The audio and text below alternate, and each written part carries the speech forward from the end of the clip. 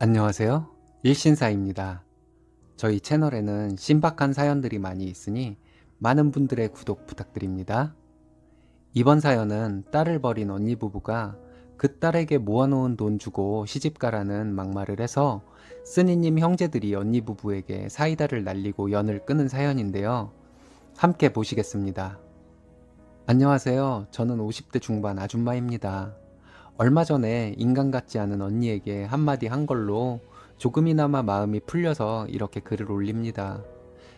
저는 일남 삼녀 중 차녀입니다. 언니 하나에 여동생과 남동생이 하나씩 있습니다. 언니는 환갑이 다 되었어요. 언니의 인생도 참 기구하지만 자기 인생 자기가 그렇게 만들었다는 생각이 들어요. 불쌍하지도 않고 화만 납니다. 언니에게는 딸 하나와 아들 하나가 있어요. 언니는 첫 결혼해서 아이가 태어나고 얼마 안 지나서 형부가 교통사고로 죽었습니다. 혼자 아이를 키우다가 재혼을 했는데요. 언니가 혼자 살 때 자기 딸을 가지고 학대가 있었습니다. 허벅지에 멍이 들어 있어서 조카에게 물어보면 엄마가 꼬집어서 그랬다고 하고요. 등이나 엉덩이에 멍자국이 자주 보였어요. 그 아이는 어려서부터 몸이 약했습니다. 몸도 약해서 골골거리는 자기 딸을 때릴 곳이 어디 있다고 때리는지 정말 마음이 많이 아팠어요. 그때 남동생은 좀 어렸었는데 성격이 불같은 아이라서 큰 누나인 언니에게 막말을 하며 조카 한 번만 더 건드리면 죽여버린다고까지 했었습니다. 그래도 언니는 똑같았어요. 변하지 않았죠. 요즘에는 당장 아동학대로 신고를 했겠지만 그때는 그게 쉽지가 않았습니다. 그리고 어른들이 얘기하기를 네가 데려다 키울 거 아니면 그냥 두라고 하더라고요. 어쩔 수 없다고요. 그렇게 언니에게 뭐라고 하면 오히려 집에 가서 자기 딸을 더 괴롭힐 거라고요. 눈물을 머금고 참았습니다. 조카가 너무 가엾고 불쌍했어요. 첫 번째 형부가 죽고 5년 뒤에 언니는 지금의 형부와 재혼을 했습니다. 재혼을 하고 나서도 별로 달라진 게 없었습니다. 형부라는 사람은 의붓딸인 제 조카를 때리거나 하지는 않았습니다. 근데 그 인간은 더 나쁜 놈이에요. 언니가 살던 집은 저희 부모님이 사시다가 이사를 가시면서 언니에게 주신 집인데 저도 그 집에서 자란 만큼 그 집은 좀 오래된 단독주택이었습니다.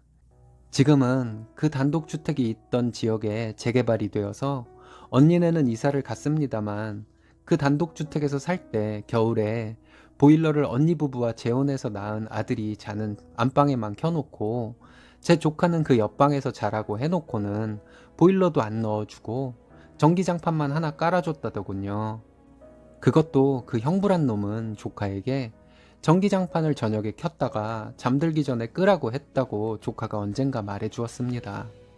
그래서 조카는 항상 겨울에 감기를 달고 살았습니다. 가뜩이나 어려서부터 몸이 약한 아이였는데 그렇게 보일러도 들어오지 않는 방에서 어린애가 혼자 추위에 떨며 잤다는 것을 생각하면 정말 형부란 놈은 인간도 아니라는 생각이 들더라고요. 조카 몸의 멍자국은 그때도 종종 발견되었었는데 조카에게 물어보면 엄마가 때린 거라고 하더라고요. 뉴스에서 보면 아동학대를 양부모보다 친부모가 훨씬 더 많이 한다더니 정말이더라고요. 어떻게 짐승도 아니고 제 자식을 그럴 수가 있나 하는 생각에 너무 마음이 아팠습니다. 그리고 밤에 언니네가 치킨이나 피자를 배달시켜서 먹으면 옆방에 있는 조카는 부르지도 않고 언니 부부와 아들 이렇게 셋이서만 몰래 먹었대요. 조카가 한창 자랄 나이에 얼마나 먹고 싶었겠어요. 이것도 아동학대죠. 언니가 재혼해서 낳은 조카는 나이 차이도 많이 나는 자기 누나를 어렸을 때부터 무시를 하더라고요. 야, 너는 기본이고 욕도 하고요. 그래서 저나 누가 뭐라고 그러면 형부란 놈은 그냥 두라고 하더라고요. 언니네 부부가 집에서 얼마나 아이들을 차별했는지를 알겠더라고요. 제가 결혼을 하고 남편과 조카에 대해서 얘기를 할 때마다 울었어요. 걔 그러다가 정말 정상적으로 자라지 못할 것 같다고요. 저는 첫 조카인데다가 자주 아프고 약한 아이라서 항상 가엾고 불쌍했거든요. 제 여동생과 남동생도 마찬가지였고요. 제가 항상 그 조카 아이 때문에 마음 아파하니까 남편이 언젠가 그 아이를 우리가 데리고 있자고 하더라고요. 남편의 그 말이 너무 고마웠습니다. 언니가 워낙 말이 안 통하는 사람이라 조심스럽게 조카를 내가 데리고 있어도 되겠냐고 물어봤어요. 생각보단 순순히 데리고 있으라고 하더라고요. 조카가 중학교 들어갈 무렵부터 제가 데리고 있었습니다. 저도 아이가 태어나고 둘이 언니 동생 하면서 잘 지냈어요. 조카 아이는 몸이 약해서 다 커서도 일을 할 수도 없고 해서 그냥 저희 집에 있었습니다. 저희 집에 조카가 있으면서 저희도 조카의 도움을 많이 받았지요. 제 딸을 조카가 키워주다시피 했으니까요. 그리고 제가 남편과 일하러 나가면 집안일도 해놓고요. 제 딸 공부도 시키고요. 조카는 저희 집에 와서 살면서 저에게 언젠가 그런 말을 하더라고요. 이모 집에서 사니까 겨울에 춥지 않고 배고프지 않아서 좋다고요. 그 말을 듣고 저와 남편이 얼마나 울었는지 몰라요. 그렇게 세월이 가서 조카가 30이 다 될 무렵에 남편이 조카에게 방통대라도 다니라고 하더라고요. 그 말에 조카 아이는 방통대를 다니기 시작해서 졸업을 했습니다. 그리고 방통대를 다니면서 만난 남자와 사귄다고 하더라고요.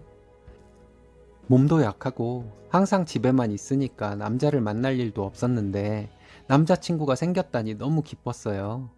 그래서 조카에게 당장 남자친구를 데리고 집에 오라고 했습니다. 정말 못하는 요리 실력이지만 제가 할 수 있는 맛있는 음식들을 많이 만들어 놓고 조카의 남자친구를 보게 되었습니다. 사람이 너무 선하고 착해 보여서 정말 좋아 보였어요. 제가 준비해 놓은 음식들도 다 잘 먹고요. 그러더니 그 조카 남자친구가 저에게 이모님이 땡땡이 부모님 대신 키워주시기 쉽지 않으셨을 텐데 너무 감사드립니다. 이렇게 말했습니다. 그 말에 제가 조카 남자친구를 붙잡고 얼마나 울었는지 몰라요. 조카와 남자친구가 사귀는 동안만이라도 예쁘게 만나기를 바랬어요. 조카가 몸이 약해서 아이를 낳기도 힘들고 할 테니 그렇게 약한 여자아이와 아들이 결혼을 하겠다고 하면 허락해줄 부모도 없을 것 같았습니다. 근데 얼마 후에 둘이 결혼을 하겠다고 하더라고요. 남자 쪽에서 상견례를 하자고 한다고 했어요. 그래서 조카의 시부모님 될 분들을 만났는데 우리 조카를 정말 예뻐하더라고요. 싹싹해서 너무 예쁘다고 하시면서요. 이런 천사 같은 사람들이 있나 했어요. 너무 감사한 마음으로 결혼 준비를 시켰습니다. 제 동생들도 너무 기뻐하더라고요. 그렇게 결혼 준비를 하는 중에 조카가 저와 남편에게 혼주석에 앉아달라고 하더라고요. 당연히 알겠다고 했습니다. 조카에게 조심스럽게 물어봤어요. 엄마는 결혼식에 안 부를 거냐고요. 당연히 안 부른다고 하더라고요. 그렇게 결혼 준비를 하고 있는데 연락을 전혀 안 하고 살던 언니에게 전화가 오더라고요. 자기 딸이 결혼하는데 자기에게 한마디도 안 했다며 화를 내더라고요. 어이가 없었어요. M이라는 인간이 딸을 괴롭히고 학대를 해서 그 집에서 데리고 나와서 20년 가까이 내가 데려다 키웠는데 지가 무슨 자격이 있다고 그딴 소리를 하는지 정말 화가 나더라고요. 그래서 조카 아이가 그렇게 결정한 거고 나는 그거에 따를 뿐이라고 했습니다. 자기 집으로 조카네 커플을 오라고 하라고 하더라고요. 싫다고 했습니다. 괜히 애들 만나서 결혼 준비하고 있는 애들 사이 갈라놓지 말라고 했어요. 그랬더니 저희 집에서라도 조카네 커플을 보고 싶다고 하더라고요. 조카에게 말했더니 그러자고 하더라고요. 제 동생들에게도 말했더니 자기들도 그날 오겠다고 난리를 치더군요. 그렇게 저희 집으로 모두 모였습니다. 언니란 인간이 하는 소리가 제 조카에게 돈 모은 거 자기에게 주고 시집가라고 하더라고요. 형부란 인간은 옆에서 듣고 있고요. 그 첫마디에 제 남동생이 언니에게 욕을 하면서 죽이겠다고 난리를 쳤습니다. 남편과 제부가 말려서 겨우 진정을 시키고 있는데 형부가 요새 딸들이 결혼하면서 모아놓은 돈 집에 주고 시집을 간다는데 당연한 걸 가지고 제 동생이 왜 그러는지 모르겠다고 하더라고요. 남동생이 언니 부부에게 여기서 계속 맞을 짓 해서 나한테 처맞고 합의금 받을 짝덩으로 여기 온 거냐고 하면서 집 재개발될 때에 보상금 받은 거 조카 몫이나 떼주라고 하더라고요. 그거 어차피 우리 부모님이 해주신 거라서 언니 이름으로 되어 있었으니 언니 부부 죽으면 언니네 아들이랑 조카랑 나눠 갖게 될 거라고 하면서요. 그리고 조카 남자친구가 그러더라고요. 자기의 장인 장모는 저와 남편이고 자기의 처가는 여기뿐이니 자기네 결혼식에 올 생각도 말라고요. 조카와 연애하면서 부모에 대해 다 얘기를 들었었는데 들으면서 집으로 찾아가서 부모를 패버리고 싶은 마음이 한두 번이 아니었다고요. 제 동생들도 난리를 치고 예비 조카 사위도 그렇게 나오니 언니 부부는 기가 좀 눌리더라고요. 그리고는 남동생이 말했습니다. 이 개만도 못한 인간들아. 아동학대에는 공소시효도 없어. 땡땡이 몸에 멍들어 있었던 거 어려서부터 내가 다 사진 찍어놨어. 언젠가 니네 고소하려고 사진 찍어놓은 거야. 니네 하는 짓을 보니까 당장 고소를 해야겠다. 감옥에 들어갈 준비나 해. 내가 변호사랑 상담해봤는데 니네 최하 3년이래. 이 정신병자들아. 이렇게 말했더니 언니 부부는 깜짝 놀라더라고요. 그러면서 그런 게 어딨냐고 하면서 저희 집을 나서더라고요. 나가서 엘리베이터까지 제 남동생이 쫓아가면서 3년 동안 감옥에서 반성이나 하고 나오라며 나오고 나서도 니네들 가만두지 않겠다고 고래고래 소리 지르더라고요. 남동생에게 물어보니 언니네 부부 겁주려고 그냥 한 소리라고 하더라고요. 어쨌든 조금이나마 시원했습니다. 그런 일이 있고 조카네 커플은 조카네 부부가 되어서 잘 살고 있습니다. 결혼식에는 저희 부부가 당연히 혼주석에 앉았고요. 가엾게 자랐는데 좋은 남자와 좋은 시댁 만나서 예쁨 받고 사는 거 보면 제가 너무 기뻐서 눈물이 날 정도예요. 조카 사위와 그 부모님께 정말 감사한 마음입니다.